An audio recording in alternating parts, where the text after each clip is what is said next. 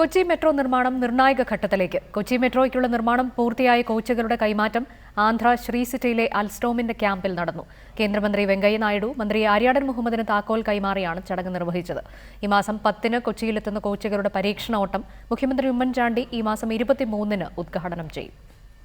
22 metre നീളവും 2.5 metre വീതിയും 280 പേർക്ക് ഇരുന്ന് യാത്ര ചെയ്യാൻ കഴിയുന്ന സൗകര്യങ്ങളുമുള്ള 3 കോച്ചുകളാണ് ഇന്ന് രാത്രി കേരളത്തിലേക്ക് പുറപ്പെടുന്നത്.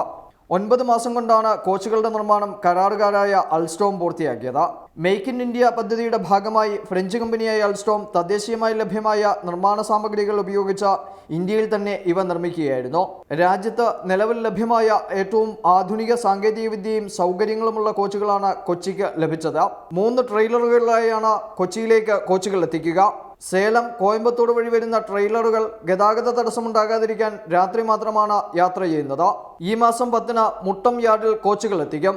ഇതിനുശേഷം കോച്ചുകൾ ഇൻസ്പെക്ഷൻ ബേയിൽ ഇറക്കി കൂട്ടിയോജിപ്പിക്കും. ഈ മാസം 23-ന് ടെസ്റ്റ് ട്രാക്കിലേക്ക് മാറുന്ന ട്രെയിൻ ആദ്യ പരീക്ഷണോട്ടം നടത്തും. 1.5 കിലോമീറ്റർ നീളമാണ് ടെസ്റ്റ് ട്രാക്കിന്റെ നീളം.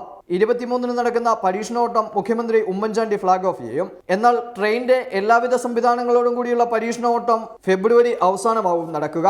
തൂണുകൾക്ക് മുകളിലുള്ള ട്രാക്കിലൂടെയാണ് ഈ പരീക്ഷണോട്ടം നടക്കുക. മുട്ടം മുതൽ കളമശ്ശേരി വരെയാണ് ആദ്യ പരീക്ഷണോട്ടം. ജൂൺ മാസത്തോടെ ആലുവ മുതൽ മഹാരാജാസ് കോളേജ് വരെ പരീക്ഷണോട്ടം നടത്താൻ കഴിയുമെന്നാണ് DMRCയുടെയും KMRLന്റെയും പ്രതീക്ഷ. കൊച്ചി മെട്രോയുടെ കോച്ചുകൾ കൈമാറുന്ന ചടങ്ങ് ഇന്ന് രാവിലെ ആന്ധ്രാപ്രദേശിലെ ശ്രീ സിറ്റിയിൽ നടന്നു. കേന്ദ്രമന്ത്രി വെങ്കയ്യ നായിഡു, മന്ത്രി ആര്യാടൻ മുഹമ്മദ്, KV തോമസ് MP, MLA-മാരായ ഹൈബി ഈഡൻ, അൻവർ സാദത്ത്, DMRC മുഖ്യ ഉപദേഷ്ടാവ് E Sreedharan, DMRC MD Mangu Singh, KMRL MD Elias George തുടങ്ങിയവർ പങ്കെടുത്തു. റിപ്പോർട്ടർ, കൊച്ചി.